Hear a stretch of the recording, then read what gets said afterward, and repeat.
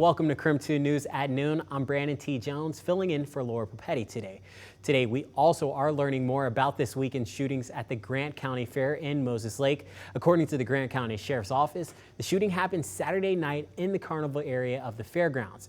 Investigators say the suspect is a 15-year-old boy from Wenatchee. He reportedly got into a gang-related argument with someone from an opposing gang. The sheriff's office says the teen then fired a round into his 14-year-old girlfriend's back when he attempted to pull out his gun. The bullet then hit a 16-year-old girl standing nearby in the leg. Both victims suffered serious injuries but are expected to recover. Authorities arrested the teen and he is booked in the Chelan County Juvenile Justice Center. And we will get back to all of our headlines, but first let's go ahead and check in with meteorologist Thomas Patrick, because Thomas, you mentioned it is a beautiful day, but what are we expecting for this new week? Yeah, so this week, Brandon, today kind of stands as the outlier as the warmest day overall. The rest of the week will be a bit more temperate, a bit more closer to our August averages here. But as we watch this storm system that's swirling and spinning off of the Washington coast, well, all that rain is basically staying over the Olympic Peninsula and the coastline, and it's going to get nowhere close to the inland northwest here. So that's why that southerly flow is in play. That's why we continue to see the stream of dry and warm weather directly over the inland northwest. So that's why we have such a beautiful day ongoing. In fact, just scanning around me, a little bit of cloud cover off to the west here, and that's probably what you are seeing right here. Outside of that, completely sunny and going to be quite warm. We're at 79 degrees right now between Spokane and Coeur d'Alene. Should have about another 10 degrees to add on to that before we finish off the day. That'll put us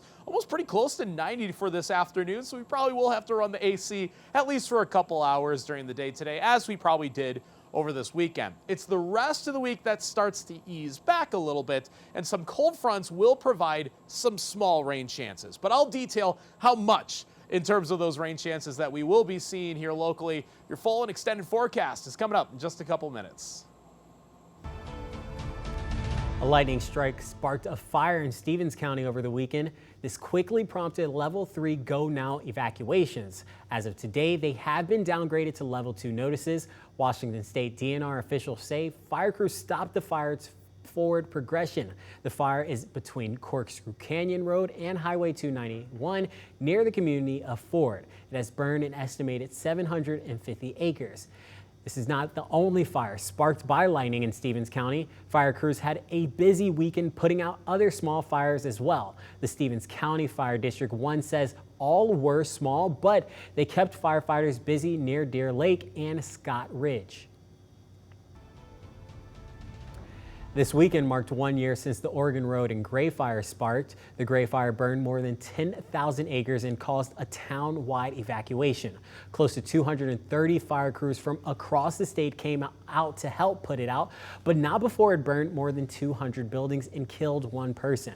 This weekend, Reimagine Medical Lake hosted a free event at Waterfront Park to not only honor the past, but to welcome in the future.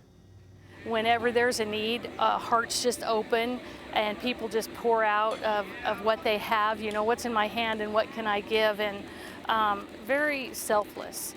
And when it comes to people's needs, it's always surprising to me how selfless and loving and kind and generous we are. But whenever there's a need, you know, the answer is there. KREM 2 also spoke with a man whose home was one of more than 200 buildings burned in the Gray Fire. He told KREM 2 the community support has been immeasurable. I don't know what I would have done without the help of the community. It makes me want to cry just thinking about it right now, but